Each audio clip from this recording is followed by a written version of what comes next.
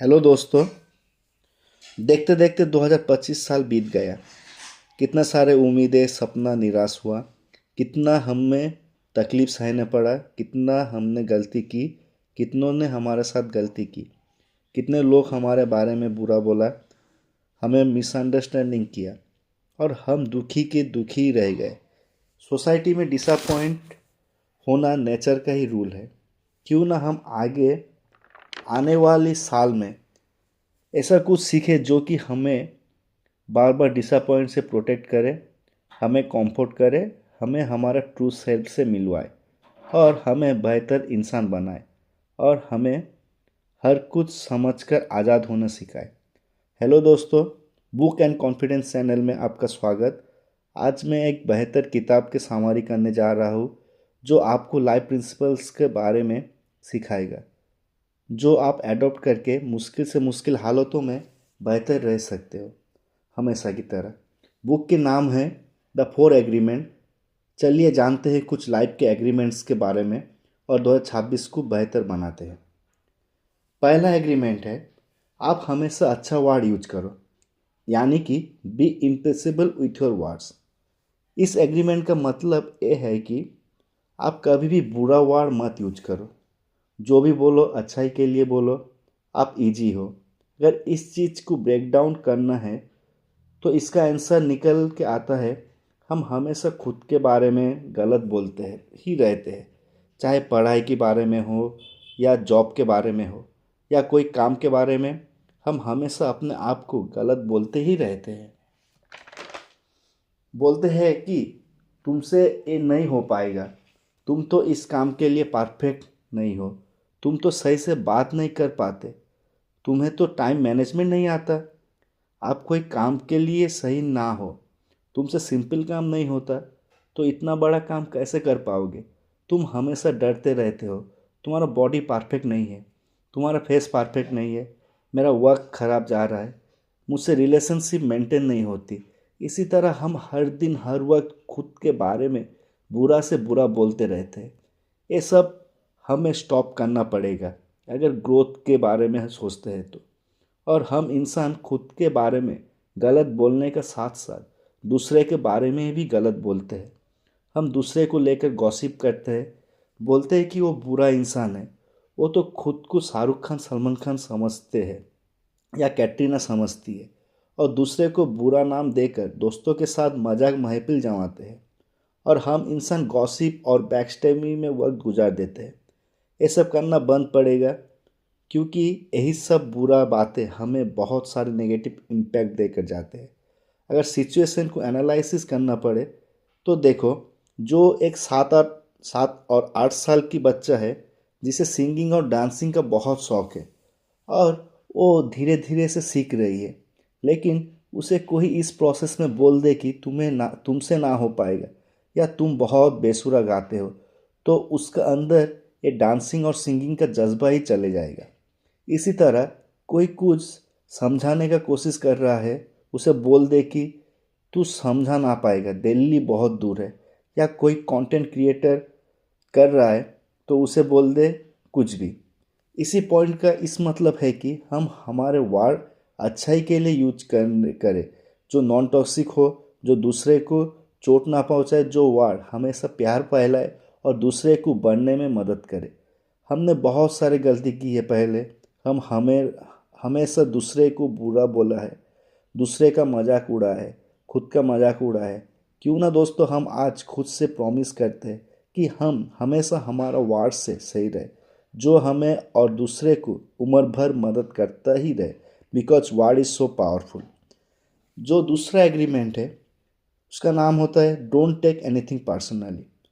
आप कोई भी चीज़ दिल से मत लगाओ। इस एग्रीमेंट के बारे में ऐसे लिखा हुआ है, दूसरा एग्रीमेंट, कि आप कोई भी चीज़ दिल से मत लगाइए। हम दूसरे के बातों में हमेशा ही बह जाते हैं। हम हमेशा कॉम्प्लेन कर जाते हैं कि सैम ने मुझे ऐसा क्यों बोला।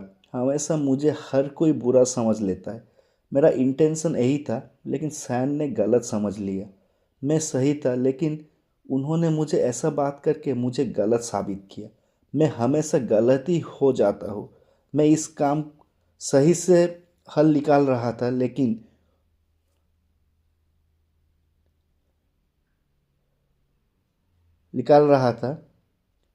लेकिन उन्होंने मुझे टोक के मेरा रिदम बर्बाद कर दिया। शायद मुझे ही बात बात उन्होंने ना बोली होती तो मैं परफेक्ट होता। मैं हमेशा हर एक का सही करना चाहता हूँ, लेकिन मुझे गलत बोलकर मेरा पूरा बिलीफ सिस्टम को हिला दिया। ऐसे सिचुएशन हमेशा हमारा साथ होता ही रहता है। हम गलत ना होते हुए भी हमें गलत की टैग मिलता है। आप सब समझ लो, ये सब सोसाइटी के रूल है। आपको हमेशा ही डिसअपॉइंटमेंट मिलेगा। दूसरे आपसे जो भी कहते हैं, इसे आप कभी भी कंट्रोल नहीं कर पाओगे।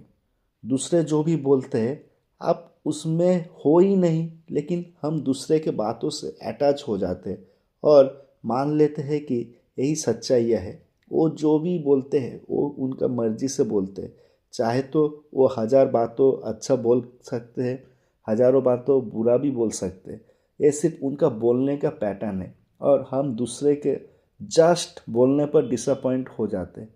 हमेशा याद रखो, बोलने वाला की काम है बोलना, लेकिन आप इससे अटैच मत हो। तब देखोगे आप इम्यून हो चुके हो दूसरे के बातों से।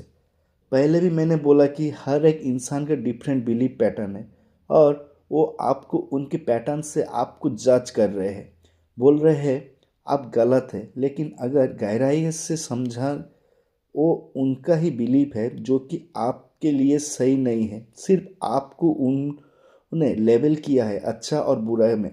एक बार अगर आप समझ ले, दूसरे का बोलने पे मेरा कुछ नहीं जाता, क्योंकि दूसरा अपना सोच से मुझे जज कर रहा है। मैं असलियत में क्या हूँ मुझे पता है। So don't worry, be immune. कोई चीज़ दिल से मत लगाए और एक अलग इंसान समझकर माफ़ कर दे और अपना काम से काम रखे। जो तीसरा एग्रीमेंट है वो है डोंट मेक एजम्पशन। इसका मतलब होता है कोई भी चीज़ आप शक में ना देखें। इस एग्रीमेंट का मतलब ये है कि आप कोई भी चीज़ शक में मत रखो। मान लो आप कहीं जा रहे हो, 3-4 लोग ग्रुप में बातें कर रहे हैं, आप शक के साथ अपने आप को बोलने लगे ये शायद मेरे बारे में बातें कर रहे हैं। हम हर वक्त हमारा आसपास जो भी कुछ होता है शक के नज़र में देखते हैं। मान लो कोई इंटरव्यू देकर आए, हम सोच में लग जाए शायद मैं ये इंटरव्यू में क्वालिफाई ना होऊंगा, क्योंकि मेरे पास जो बैठा था वो मुझसे क्वालिफाई है। मुझसे हमेशा सैम इसी वक्त में कॉल करता है, लेकिन 2 दिनों से उसने कॉल नहीं किया। शायद उससे मेरा कोई बात बुरा लग गया हो। रोहित मुझे कभी कॉल नहीं करता, आज उसने मुझे क्यों किया? शायद ऑफिस में मैंने कुछ गड़बड़ किया होगा। इस सभी एनवायरनमेंट की चीज़ों में शायद की बीमारी में फंस जाना सही नहीं है। इनसे निकलने के लिए एक सबसे बड़ा स्ट्रेटजी ये है कि आप खुद को पूछो आपको क्या चाहिए ज़िंदगी में। आपको आपका ग्रोथ चाहिए तो आप कोई भी चीज़ को लेकर मन के बनाए हुए स्टोरी को मत सुने।